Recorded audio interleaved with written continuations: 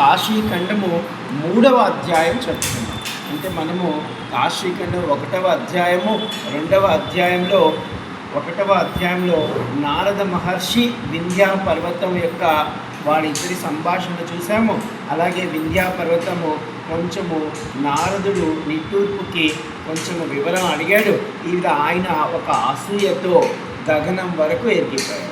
అయితే ఎప్పుడైతే ఈ వింధ్యా పర్వతము గగనం అంతా ఎత్తుకు ఎదిగాడో సూర్యగమనం ఆగిపోయింది. ఈ సూర్యగమనం ఆగిపోవడం వల్ల దేవతా కార్యములన్నింటికీ విఘ్నము కలిగింది.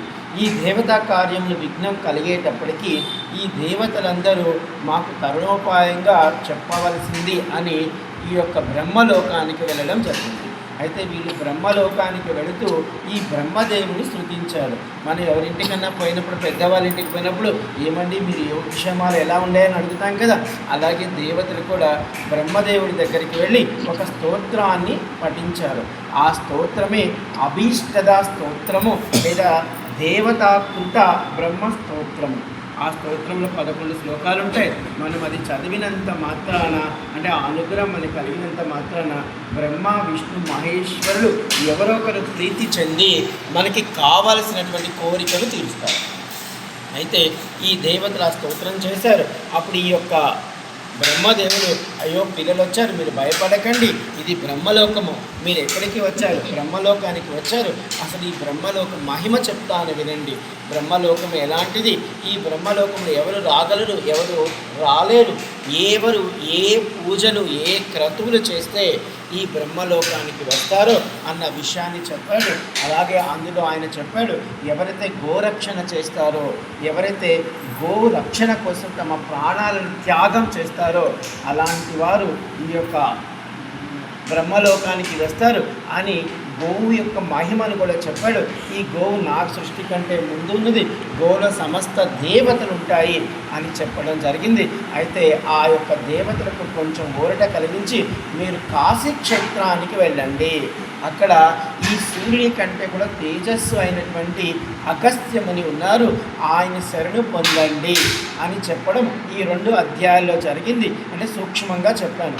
ఇప్పుడు 3వ అధ్యాయం కొంచెం క్లుప్తంగా బాగా చెప్తున్నాను. అంటే కాశీఖండము 3వ అధ్యాయంలో 107 శ్లోకాలలో అగస్త్యముని వారి తపస్సు, అంటే అగస్త్యముని గారిని చూడగానే ఎలా ఉన్నారు, ఆయన తపశ్శక్తి ఏ స్థాయిలో ఉంది అవన్నీ చెప్పారు.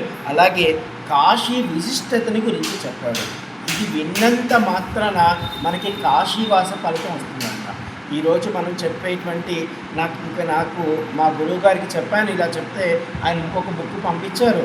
ఆ బుక్లో ఒక్కొక్క అధ్యాయం వల్ల ఏమి లాభం ఉందో కూడా చెప్పారు. అంటే మనకి భగవద్గీతలో 18 అధ్యాయాల్లో ఒక్కొక్క అధ్యాయం వల్ల మనకి ఎన్నో లాభాలు ఉన్నాయి. అలాగే ఈ కాశీఖండంలో కూడా వ్యాస మహర్షి సూక్ష్మంగా పెట్టారట. అంటే ఈ యొక్క కాశీఖండము 3వ అధ్యాయం అనగానే 107 శ్లోకాలు. అంటే దేవతలు కాశీకి వచ్చారు.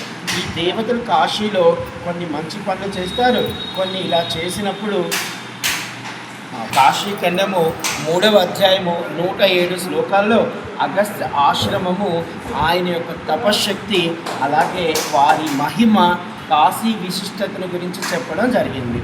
అంటే వ్యాస మహర్షి సూతుల వారికి, సుఖ మహర్షికి దీన్ని చెప్పడం జరిగింది. అంటే బ్రహ్మలోకము నుండి దేవతలు మహర్షులు, అంటే దేవతలు మహర్షులు వాళ్ళందరూ ఏం చేశారంటే వారణాసి మహిమను స్మరిస్తూ వారణాసికి రావడం జరిగింది.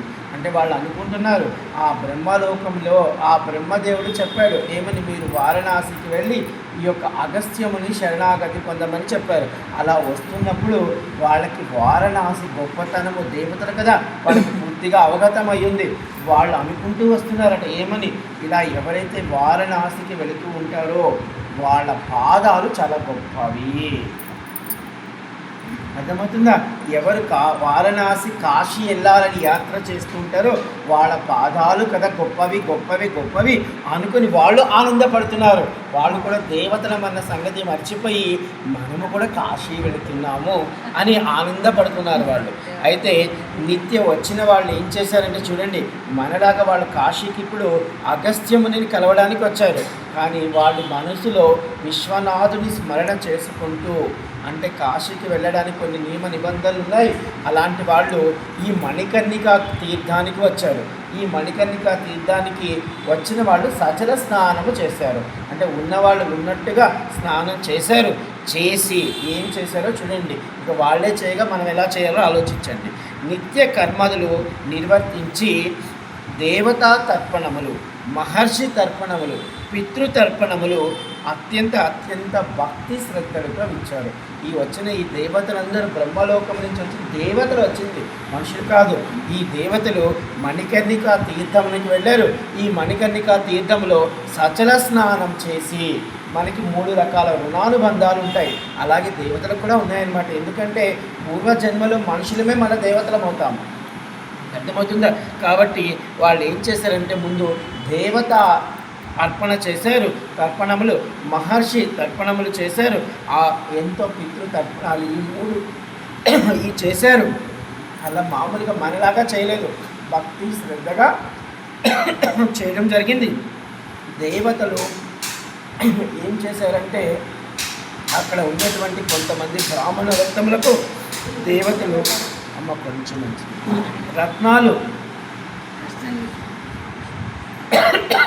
ఈ యొక్క దేవతలు మణికర్ణిక తీర్థము వద్ద ఈ విధమైనటువంటి తర్పణాలు చేసి అక్కడ ఉన్నటువంటి బ్రాహ్మణోత్తములకు రత్నాలు, బంగారు వస్త్రాలు, బంగారు ఆభరణాలు, గోదానము ఇవన్నీ బిందెల పొంది వాళ్ళకి ద్రవ్యము 16 రకాలతో వాళ్ళని అర్చించారట దేవతలు ఈ బ్రాహ్మణోత్తములని. అంటే చూడండి, మణికర్ణిక తీర్థం యొక్క గొప్పతనం ఇది ఉంటారు.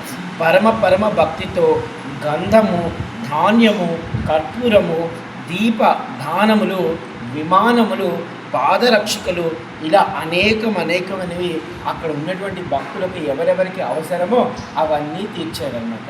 అంటే మనం కాశీకి వచ్చామంటే మీకు నేను చాలాసార్లు చెప్పాను, అమ్మ కాశీలో చాలా జాగ్రత్తగా ఉండాలి. ఎందుకంటే 33,000 కోట్ల దేవతలు ఎప్పుడు వస్తారో ఎప్పుడు వెళతారో తెలియదు. అంటే వాళ్ళందరూ కాశీ వచ్చిపోతూ ఉంటారు. విశ్వనాథుడి మీద ప్రేమ అలా ఉంటుంది వాళ్ళకి. కాబట్టి మనం ఎంతో భక్తి శ్రద్ధగా ఉన్నాం అనుకోండి, మనకు ఒక వరం ఇచ్చి వెళ్ళిపోతుంటారు. అంటే ఉత్తమ బ్రాహ్మణులకు వాళ్ళంటే మళ్ళీ అక్కడ చూశారు ఏం చేశారు. ఉత్తమ బ్రాహ్మణులకు సంవత్సరములకు సరిపడా స్వయం పాకము, ఎన్నో గొప్ప యజ్ఞములకు సంబంధించినటువంటి సాధనములు, గొప్ప తపస్సుకు సంబంధించినటువంటి ఏమేమైతే ఈ బ్రాహ్మణోత్తములకి కావాలో వాళ్ళకి సంబంధించిన 1 సంవత్సరం సడబడ ఒక స్వయం పాకము, వాళ్ళకి యజ్ఞానికి కావాల్సినటువంటి అవన్నీ ఉంటాయి కదా, ప్రమిదలు, సమిదలు ఇవన్నీ ఇచ్చారు. అలాగే వాళ్ళందరికీ ఇచ్చి కొంతమందికి ఔషధ దానాలు కూడా చేశారంట. అంటే కొన్ని ఔషధాలతో మనం యజ్ఞం చేస్తే కొన్ని కోరికలు తీరుతాయి. ఇలా ఇవన్నీ దానాలు చేశారు. పౌరాణికులకు అంటే ఎవరైనా ఈ యొక్క గృహస్థ ఆశ్రమం ఉండి పౌరాణికులు ఎవరైనా ఉంటే ఆ గృహస్థులకు ధనమునిచ్చారంట. ఎందుకంటే గృహస్థులకు ధనం ఇస్తే వాళ్ళకు కావాల్సింది వాళ్ళు కొనుక్కుంటారు. ఈ విధంగా ఇచ్చారు. ఎవరెవరు ఏ తీర్థాలయందు ఏ తీర్థ రాజ్యమును ఆసరాగా చేసుకుని ఉన్నారో వారందరికీ ఆ తీర్థ ఫలితాన్ని ఇచ్చేశారు. అంటే మనం కానీ కేదార్ గుడిలో గౌరీ కేదారేశ్వర గుడిలో ఆ గౌరీ కేదారేశ్వర తీర్థంలో కూర్చొని అమ్మ జగన్మాత ఇక్కడ పోతే గబక్కన మోక్షం వచ్చేస్తుందంట అని మనం అలా అనుకుంటూ ఉన్నాం అనుకోండి. అమ్మవారి గౌరీ కుండం ఉంది, కేదార్ కుండం ఉంది. కాబట్టి అక్కడ అంటే మీరు హిమాలయాల్లో ఉన్నట్టు అక్కడ అంటే ఒకవేళ ఆ సందర్భంలో దేవతలు ఎవరైనా వచ్చారనుకోండి, ఆ పోనీగా వీళ్ళకి ఇచ్చేస్తాం. అంటే ఎందుకు ఇచ్చేస్తామంటే కాశీకి వచ్చిన వాళ్ళు ఏదో ఒకటి ఇవ్వాలి. కాశీ దానం అని ఒకటి ఉందన్నమాట. అంటే కాశీకి వచ్చిన వాళ్ళు ఏదో ఒకటి ఇవ్వాలి. ఏదో ఒకటి అంటే ఏదో ఒకటి కాదు, ఈశ్వరుడు చెప్పిన సర్వం ఇచ్చేయాలి ఈశ్వరుడికి. అంటే సర్వం శరణాగతి మమ అని మనం ఈశ్వరుని శరణం అంటే నాకు ఏది తెలియదు, అన్నీ నీ పాదాల ముంద పెడుతున్నాను. లాభమో నష్టమో పాల ముంచుతావో నీట ముంచుతావో నీది. అంటే నేను శ్మశానానికి వచ్చేసరిక వైరాగ్య భావంలో ఉన్నాను. ఇక నీకేదో సంసారం నాకు కొంచెం బాకీ ఉందంటే చూసుకో, లేదంటే ఇక నన్ను ముక్తిని పెంచుకో అన్నట్టుగా. అంటే దేవతలు కూడా అటువంటి యొక్క స్థైర్యంతో ఇక్కడికి రావడం జరిగింది. వాళ్ళందరూ ఇక్కడ ఎవరెవరైతే నిజంగా భక్తి శ్రద్ధతో త్రికరణ శుద్ధిగా ఈ యొక్క మునీశ్వరులో భక్తులో ఉన్నారో వాళ్ళకి ఆ వరాలు వీళ్ళు ఇవ్వడానికి మొదలుపెట్టారు. దేవతలకు ఆ దేవాలయాలకు పోషిస్తున్న, అంటే ఎవరైనా ఒక గుడి కట్టుకొని ఒక బ్రాహ్మణోత్తడు ఒక దేవాలయం కట్టుకొని అక్కడ అర్చిస్తూ ఉన్నాడు అనుకోండి, అలాంటి ఆ యొక్క పూజారికి ఎక్కడ లేని ఐశ్వర్యము, ఆ యొక్క దేవాలయం యొక్క నిర్వహణకు కావాల్సినటువంటి ద్రవ్యము ఇవన్నీ ఇవ్వడం జరిగింది.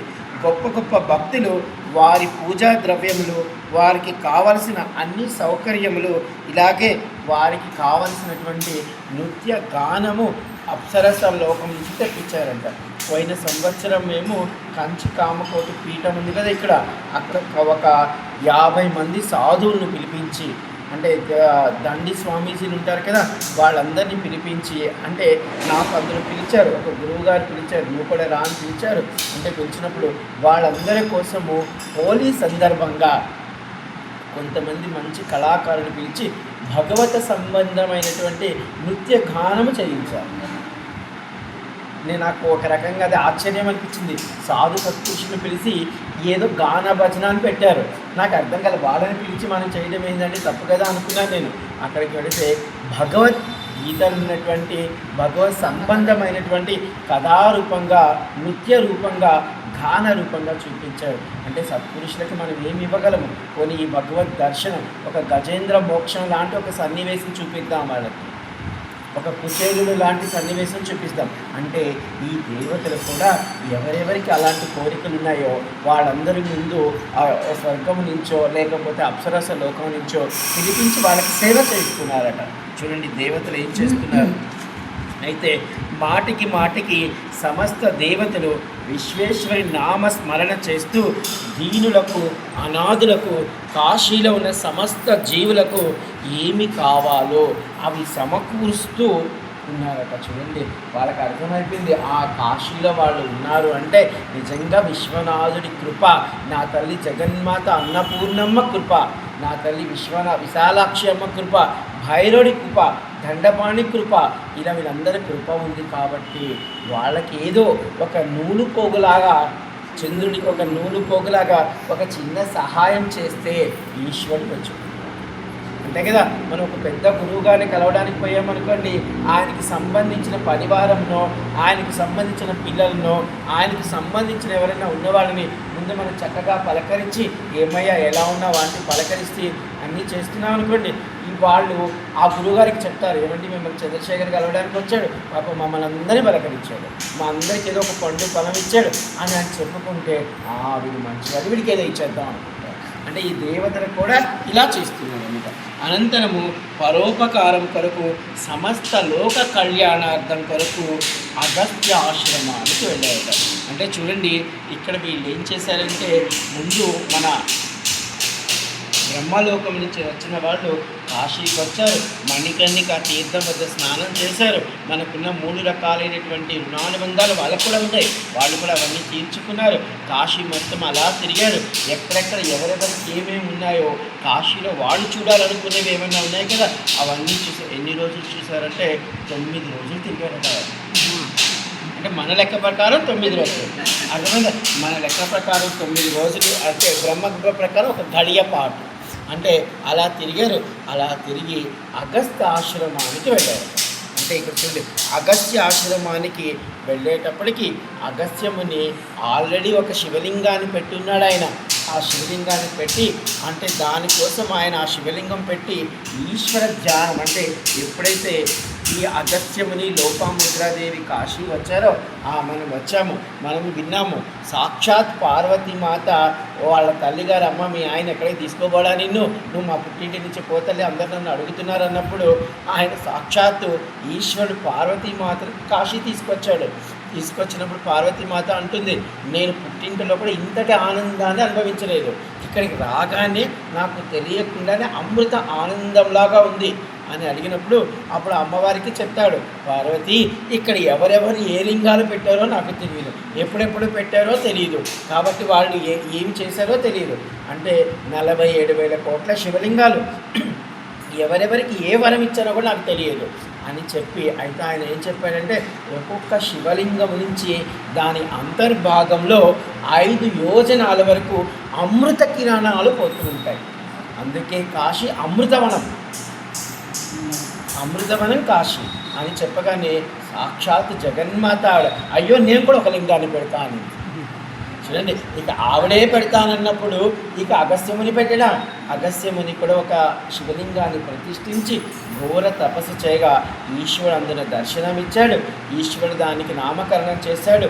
అగస్త్యేశ్వర్ మహాదేవ్ పేరు పొంది లోపాముద్రాదేవి అక్కడ ఒక ఆశ్రమాన్ని పెట్టుకొని ఈశ్వరుడు తారక మంత్రం చెప్తారేమో, ఏమో నేను ఎంతో ఋషినయ్యాను, ఎంతో అయ్యాను, లోక కళ్యాణం కోసం ఇంత పెద్ద ఋషి పదవిని పొందాను, కాబట్టి ఏమో ఈశ్వరులో కలిసిపోతే ఇంకా బాగుంటుంది కదా అని ఆయన తపస్సు కోసము కాశీ యొక్క గొప్ప వాస ఫలితం కోసము కాశీలో ఉన్నారు.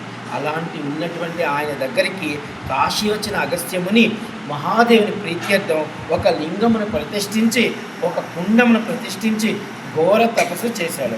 అగస్త్యముని తపస్సుకు మహాదేవుని సాక్షాత్కారం, మహాదేవుడు ఆ లింగమునకు అగస్త్యేశ్వర నామకరణం, దేవతలు అగస్త్య ఆశ్రమం వచ్చినప్పుడు, అంటే ఇప్పుడు ఈ దేవతలందరూ ఏం చేస్తున్నారంటే ఈ అగస్త్య ఆశ్రమానికి వచ్చారు.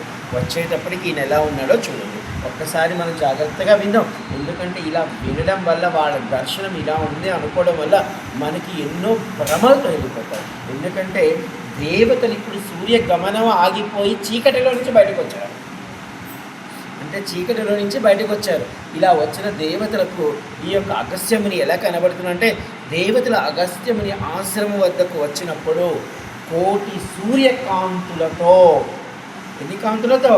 కోటి సూర్యకాంతులతో గొప్ప తపశ్శక్తితో సమాధి స్థితిలో ఉన్న అగస్త్యముని చూసి ఒక్క సూర్యుని వల్ల అంధకారంతో మనస్తాపం చెంది చింతపడినటువంటి దేవతలకు ఒక్కసారిగా మా యొక్క చింత పోయింది అన్న భావన కలిగిపోయిందంట. అంటే చూడండి, వాళ్ళు ఇంకా అగస్త్యముని సమాధి స్థితిలోనే ఉన్నాడు.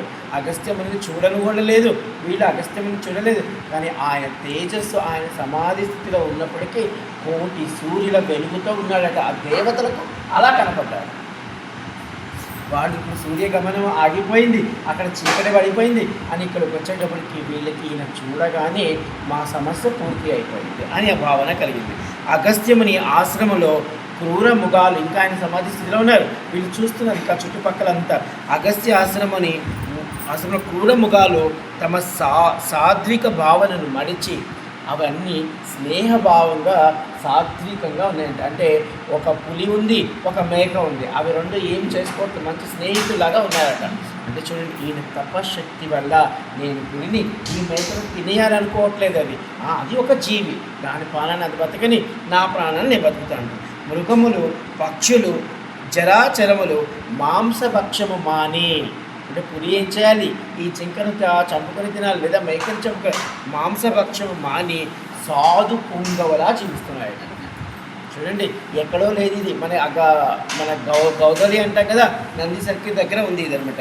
అంటే స్వార్థం కొరకు ఇక్కడ చూడండి, మాంసభక్షము మాని అన్నాడు. ఇక్కడ కొన్ని మాటలు చెప్పాడు.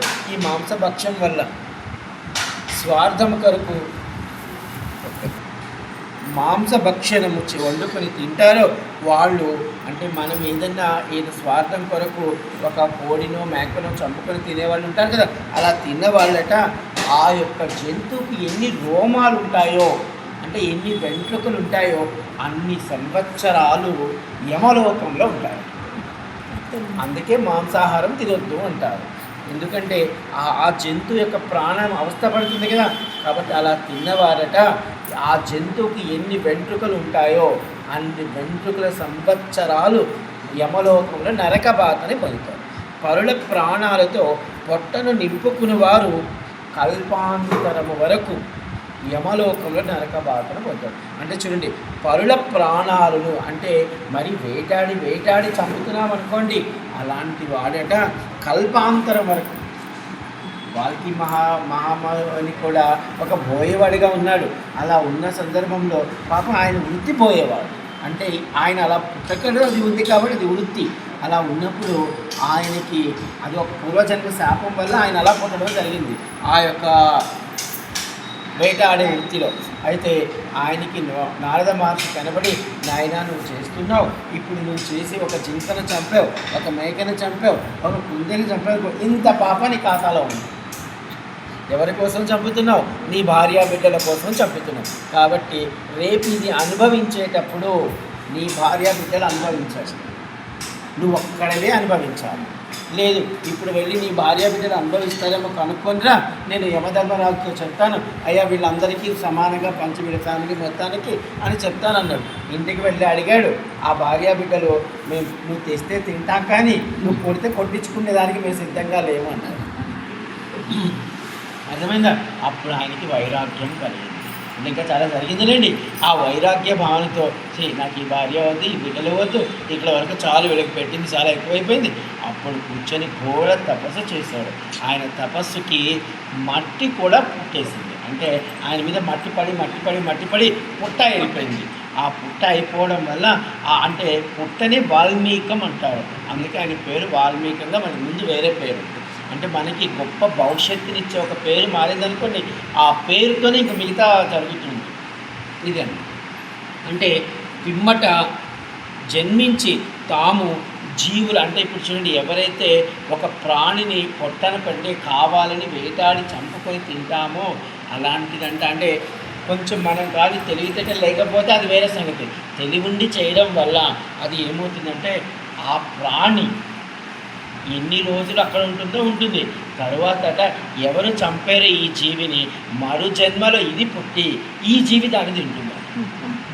అంటే మీకు ఉదాహరణకి చెప్తాను. ఇప్పుడు మనకు కోడి ఉందనుకోండి, కోడి ఏం చేస్తుంది? ఇప్పుడు ఇటువంటి వానాకాలం అట్లానే చిన్న చిన్న పురుగులను చిన్న అవి ఏదో పాములు ఉంటాయి కదా, అవన్నీ వాటిని తింటుంది. అంటే దీని అర్థం ఏంటి? పాపం ఏదో ఒక చిన్న పురుగు ఈశ్వర నారాయణ నారాయణ అనుకుంటూ ఉన్న పురుగుని ఈ కోడి తినిందనుకోండి, వచ్చే జన్మలో ఈ పురుగు ఏం చేస్తుందంటే ఒక పిల్లిగా పుడుతుంది, ఈ కోడి ఏం చేస్తుందంటే ఒక ఎలుకగా పుడుతుంది. ఇప్పుడు ఎలుక ఏం చేస్తుంది? దాన్ని పట్టి తింటుంది. ఇవన్నీ ఈ ప్రకృతి ధర్మాలు. ఎందుకు మానవులను తప్ప మిగతా ఈ జీవరాశులు అన్నీ ఉన్నాయంటే ఇవన్నీ వాటికి ఒకదానికి ఇచ్చాడు ఈశ్వరుడు. ఎందుకంటే ఆహారం కింద ఇచ్చాడు. ఆహారం కింద పాపం ఆయన ఏమి ఇవ్వలేదు, వాళ్ళ ప్రారంధం అలా వచ్చేసి. అర్థమవుతుందా? ఇప్పుడు మనుషులు మానవ జన్మ ఇచ్చాడంటే ఈశ్వరుడు నిజంగా మనం ఎన్నో ఉత్తమ కర్మలు చేస్తేనే మానవ జన్మ వచ్చింది. ఎందుకంటే 84 లక్షల జీవరాశులలో సర్వోత్తమమైన జన్మ మానవ జన్మ. ఇంకా ఈ మానవ జన్మ తర్వాత చాలా జన్మలు ఉత్తమ జన్మలు ఉన్నాయి.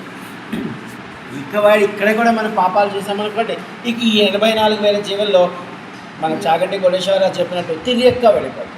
అంటే ఇప్పటి వరకు వెన్నుపూస ఉంది, వెనక్కి వెళ్ళిపోతుంది. అంటే ఈ విధంగా ప్రాణాలు పోవచ్చు భక్షణ చేయవారు. అంటే ఇక్కడ చూడండి, ప్రాణములు తీసేసుకుంటూ మాంసభక్షం ఎవరైతే చేస్తారో వాళ్ళు చెడు కర్మలుగా మారి ఎక్కువ యమలోకంలో ఉంటారట వాళ్ళు. దేవతలు ఇక్కడ చూడండి, ఇది మాంసభక్షం. అంటే ఈ అగస్త్యముని అన్నమాట. అప్పటికి ఇదంతా ఎలా ఉందంటే ఒక అడవిలాగా ఉంది. ఎక్కడో ఒక ఆశ్రమం కట్టుకుని ఉన్నారు. అలాంటి ఆశ్రమానికి నాకుశ్రమాన్ని కట్టుకుంటారు కదా, ఈ యొక్క జంతువులు పుళ్ళు వేటపోవా అని. అయితే దీనికి నాకు ఇంకొక గురుగారు ఒక సమాధానం చెప్పారు. అంటే మన ఇంటి చుట్టూ అంటే చాలామంది చూడండి గోవులు మేకలు తీసుకెళ్తారు అడవికి. మేకలు ఒక 100 మేకలు తీసుకెళ్ళనుకోండి, ఆ కాపలాదారు ఏం చేస్తాడంటే రాత్రి ఆ మేకలన్నీ ఒక దగ్గరికి పిలిచి దాని చుట్టూ ఏదో మంత్రం వేస్తాడట. ఆ మంత్రం వేసి ఆ మేకలన్నీ అక్కడే పడుకుంటాయి. ఆ పులి కానీ ఇవి సింహం కానీ రాదట అక్కడ. అటువంటి ఇది అనమాట. నాకు మా అనకూడదు కానీ మాకు నా చిన్నతనంలో మేము ఉన్నప్పుడు ఆ ఇల్లు బాగా చిన్న ఇల్లు అనమాట. చుట్టూ పాములు గీములు వస్తుండేది. అప్పుడు ఒక గురుగారు ఇలా మంత్రపిచ్చి నువ్వు ఇసుకని చల్లు పాములు రావు అని చెప్పారు. పాము కానీ చుట్టుపక్కల ఏమైనా పురుగులు గిరుగులు రావు, మీ ఇంటి చుట్టూ ఇలా చేయన్నాడు. నేను ఇది అనకూడదు కానీ నేను అంటే ఇవన్నీ నేను చేస్తున్నాను. ఇవన్నీ నాకు తెలుసు కాదు, ఇప్పుడు అవన్నీ చేయట్లేదు. అంటే అవసర నిమిత్తం చేసుకుంటాను అనమాట. అంటే అప్పుడు నేను నిజంగా ఇది అవునా అబద్ధమా కాదా అని అలా నేను చల్లడం జరిగింది. ఎన్నో పెద్ద పెద్ద పాములు ఆడదాకా వచ్చి వెళ్ళినాయి కానీ అంటే చాలా కనబడతాయి మనకి, అవి రావన్నమాట. ఇంకొక గురువుగారు ఉండేవాళ్ళు, ఆయన వేపాకులు కొన్ని తీసుకుంటాడు. పిల్లలు ఎవరైనా వచ్చారనుకోండి, ఆ పిల్లలకి ఏదైనా బాగలేకపోతే ఆయన వేపాకులతో కొట్టేవాడు. ఆ పాప వాళ్ళు చాకలి వాళ్ళు అనకూడదు కానీ వాళ్ళ కొడుకు నా స్నేహితుడు. నేను అడిగేవాడిని పోయి ఇది ఎలా వేస్తారు, ఇది ఎలా అవుతుందో అని. అంటే ఆ వేపతో వాళ్ళకి ఒక మంత్రం, ఒక గురూపదేశం ఉంటుంది. ఆ మంత్రంతో వాళ్ళు అలాగని చేస్తారు, వస్తుంటుంది. అయితే ఇవన్నీ నాకు ఇచ్చినారు కొంతమంది. ఇప్పుడు బామ్మగారు లాంటి ఒక బామ్మ ఉండేవాళ్ళు. నాకు పెద్దమ్మాయి మా అమ్మాయి పుట్టినప్పుడు అది రోజు రాత్రి 12 గంటలకు లేచి ఏడ్చేది. ఏడ్చి వామిటింగ్ చేసుకునేది. అప్పుడు మేమున్న దగ్గర నుంచి ఒక 10 కిలోమీటర్లు వెళ్ళేవాడు ఆవిడ దగ్గరికి వెళ్ళి తాయితీ కట్టించుకోవడానికి. అప్పుడు ఆవిడ రోజు ఇక్కడ వస్తాను అయినా ఇదిగో నీకు చెప్తాను వీలైతే నువ్వు చేసుకో అనేది.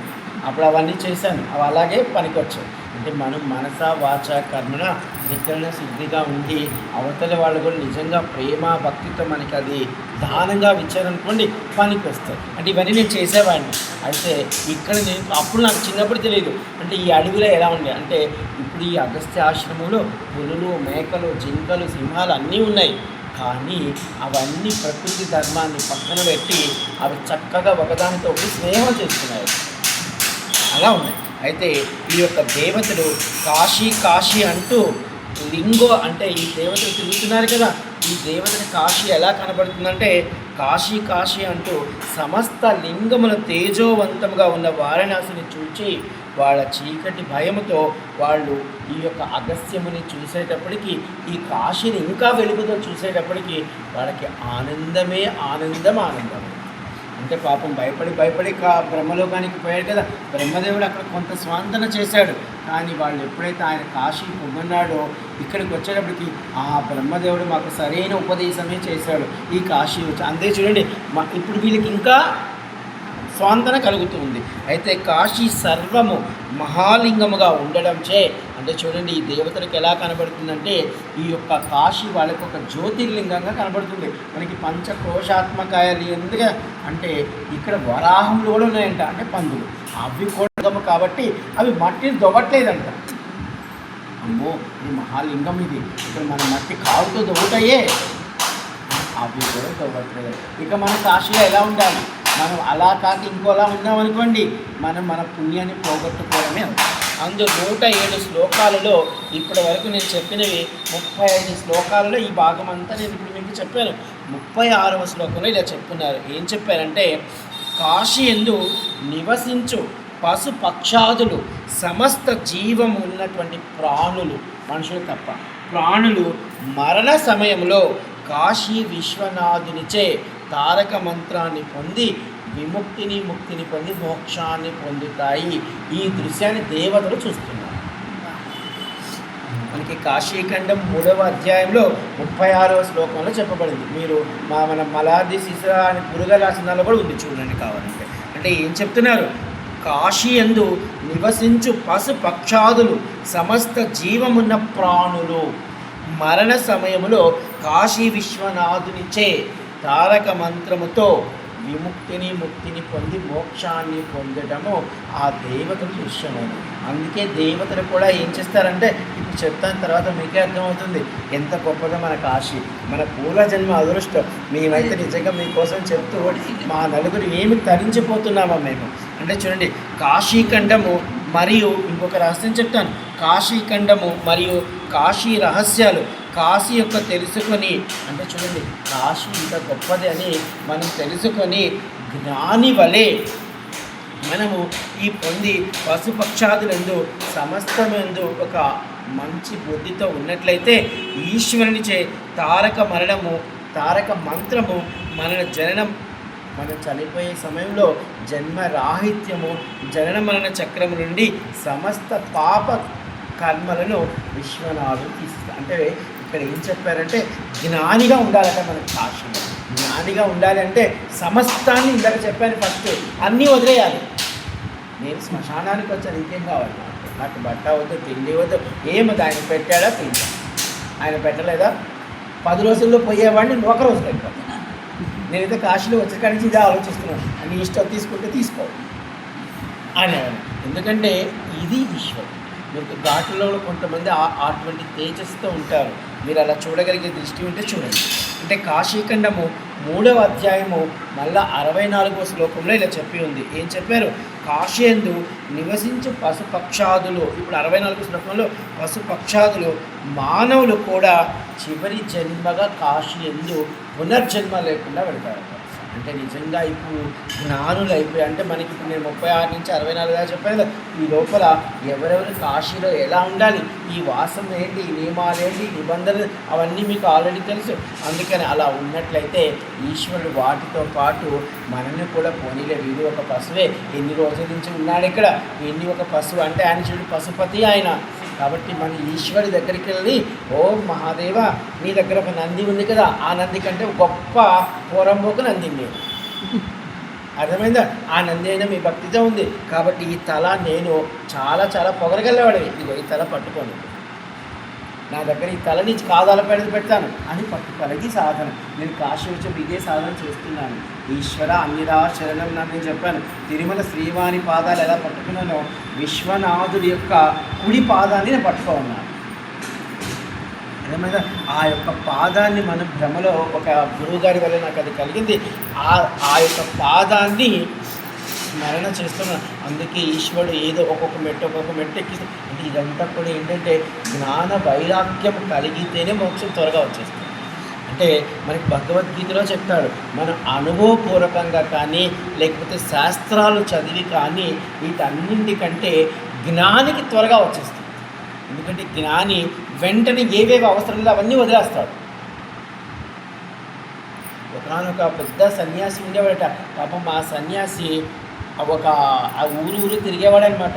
ఆయన బ్యాగ్ ఒకటి తగిలించుకొని అలాగా ఆ బ్యాగ్లో ఒక చిన్న చిప్ ఒకటి పెట్టుకున్నాడు, ఒక చెత్త బట్టలు పెట్టుకున్నాడు, ఏదో అవసర నిమిత్తం కొంత ద్రవ్యాన్ని పెట్టుకున్నాడట. ఆయన తపస్సు చేసుకుంటూ ఆ ఊరు ఈ ఊరు, ఆ తీర్థం ఈ తీర్థం తిరుగుతున్నాడు. ఒకానొక సందర్భంలో కాశీకి వచ్చాడట. కాశీకి వచ్చినప్పుడు ఆయన కూర్చొని తపస్సు చేసుకుంటూ కూర్చున్నట. ఒక కుక్క పైనుంచి వచ్చిందట. ఆ కుక్క అలా యొక్క గంగమ్మలోకి వెళ్ళి స్నానం చేసి మళ్ళీ బయటికి వచ్చి అలా ఇదిలించుకుందట. అప్పుడు అనుకున్నాడు, ఇప్పుడు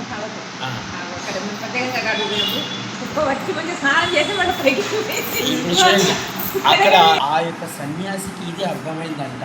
చూడు, నేను ఇప్పుడు స్నానం చేయాలనుకోండి, ఈ బ్యాగ్ను చూడాలి, ఈ బ్యాగ్లో ఉన్న చెప్పని చూసుకోవాలి, లేకపోతే ఈ ద్రవ్యం చూసుకోవాలి, ఎవరో ఒకరు ఎక్కువబడతారు. మీరు గంగమ్మ దగ్గరికి చూడండి, ఒకరు దిగుతారు, ఒకరు చూస్తూనే ఉంటారు. గంగమ్మలో 3 మునకలు వేయాలంటే భయం, ఎవరు నా బ్యాగ్ ఎత్తుకోబోతారు.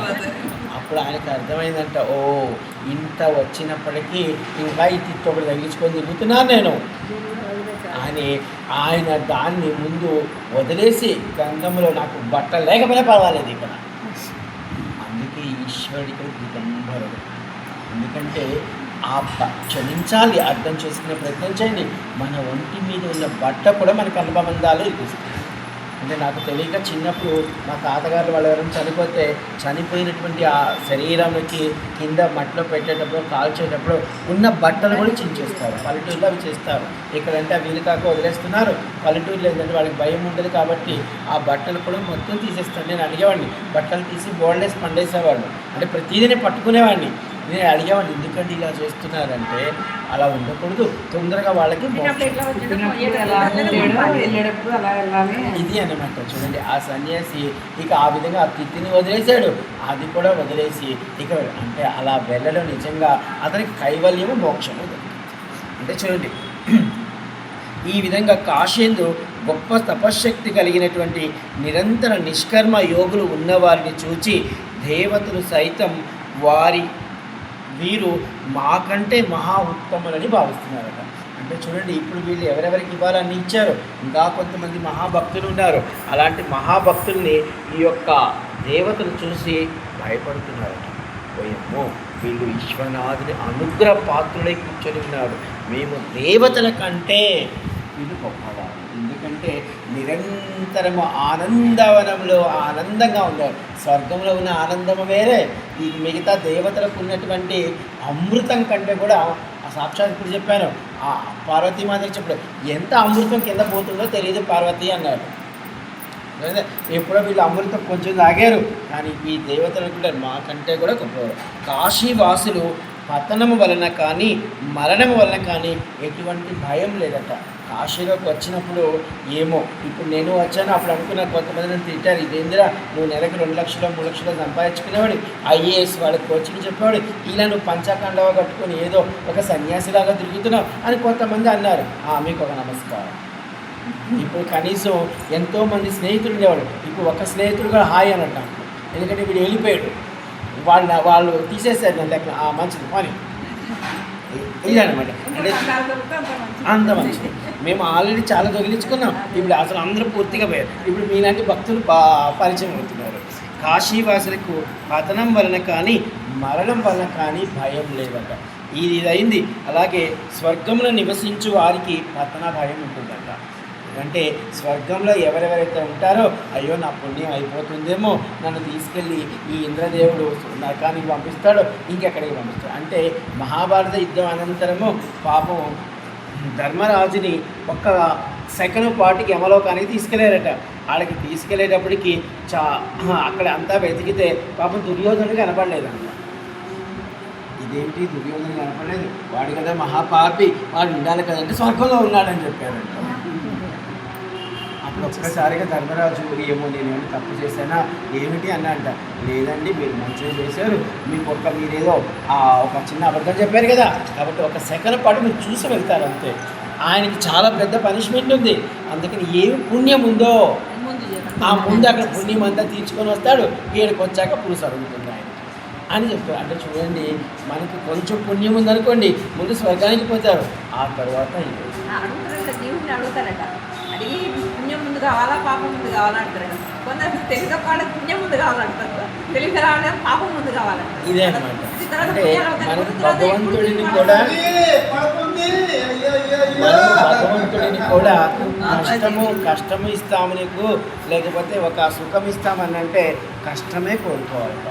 మార్కండేయ మహా దంపతులు ఈశ్వరుడు ప్రత్యక్షమై మీరు కొడుకు కోసం తపస్సు చేస్తున్నారు కదా, చిరంజీవిగా ఉండేటువంటి ఒక పుత్రుడిని ఇస్తాను, అయితే వాడు మంచివాడు, 16 సంవత్సరాలు ఉండేటువంటి ఒక మంచి బుద్ధిమంతుడిని ఇస్తాను.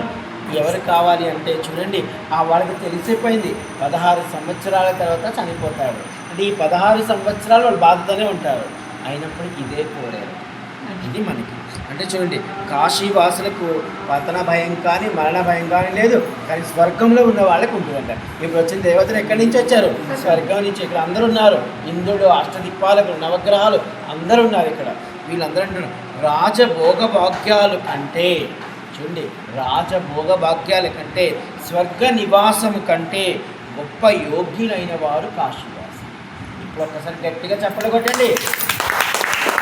అంటే రాజు భోగ భాగ్యాల కంటే, అర్థమైతే స్వర్గవాసుల కంటే మనం ఇంకోటి ఏ జన్మ అదృష్టమో ఓ విశ్వనాథ నీ పాదాలకు కోటి కోటి కోటి కోటి వందనాలు.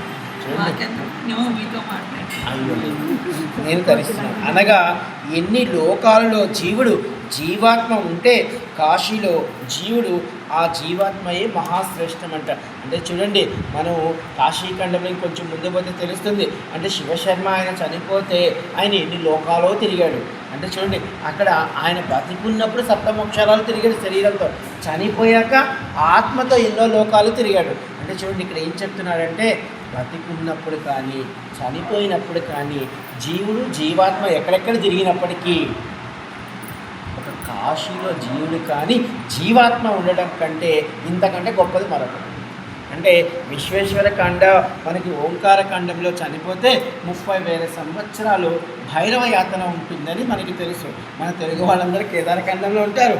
అయితే నేను అక్కడ హిందీ వాళ్ళని అడిగాను, ఏమండి మా తెలుగు వాళ్ళందరూ కేదార ఖండంలో ఉంటే చనిపోగానే డైరెక్ట్ మోక్షం అన్నారు. పాపం ఓంకార ఖండంలో లేదా విశ్వేశ్వర ఖండంలో చనిపోయిన వాళ్ళకి ఒక 30,000 నరకయాతన బాధలు ఉన్నాయంటే అక్కడ ఉన్నటువంటి చాలామంది హిందీ వాళ్ళు, మా గురువులాంటి పెద్దవాళ్ళు, అంతకంటే మహద్భాగ్యం ఏముంది?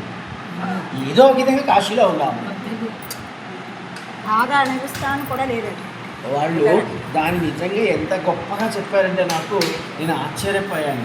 మాకు అలాంటి భయమే లేదు, మేము ఆయన బిడ్డను, ఆయన ఎక్కడున్నా మమ్మల్ని చేస్తాం. ఇది అన్నమాట.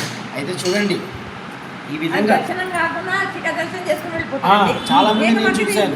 మన వాళ్ళు ఏం చేస్తారంటే స్పర్శ దర్శనం కావాలని చెప్పి ఒక 10 మందిని ఇబ్బంది పెడతారు తప్ప, లేకపోతే కొట్టుకుంటారు, ఇంకేదేదో చేస్తారు. కానీ పాప హిందీ వాళ్ళు మీరు చూసారో లేదో చాలామందిని ఆ గేట్ నెంబర్ 4 దగ్గరికి వస్తారు, మన దండపాణి వాళ్ళు కూర్చోంటాడు సంభ్రమ విభ్రమలో, అక్కడ చాలామంది నిలబడి శిఖర దర్శనం చేశారు. అదే ఆశ్చర్యమైంది మాకైతే. నేను చూశాను చాలామంది అంటే కాశీ యందు ఉన్న కొన్ని మూగ జీవులు అనగా కుందేళ్ళు, దోమలు, ఆవులు, చేపలు సునాయాసముగా ఉత్తమ గతిని పొంది అష్టాంగ సాధనము ద్వారా ముక్తిని పొందుతాయి. చూడండి, మనం మహా తపస్సు చేస్తే కూడా మనకి అష్టాంగ యోగం రాదనమాట. అలాంటి ఈ చిన్న మూగజీవులు ఉన్నాయి కదా, ఈ మూగజీవులు ఈ కాశీలో మరణ సమయంలో సాక్షాత్ అమ్మవారు రచించినటువంటి అష్టాంగ యోగాన్ని అవలీలగా పొందుతాయట. ఇంతటి గొప్ప కాశీ నిజంగా ఇప్పుడు ఆలోచించండి. నేనైతే ఎంత పొంగిపోతున్నానో ఏమో. ఈశ్వరుడు అంటే ఇప్పుడు అనకూడదు, కానీ ఈ సంవత్సరం నా పిల్లలు భార్య రాకపోతే నేను వెళ్ళాలేమో కాశీ వదిలి అనుకున్నాను. నేను విశ్వనాథుడికి ఒకటే చెప్పాను, ఒకవేళ వెళితే ఇక్కడి నుంచి నీ దగ్గరే తప్ప ఇక్కడే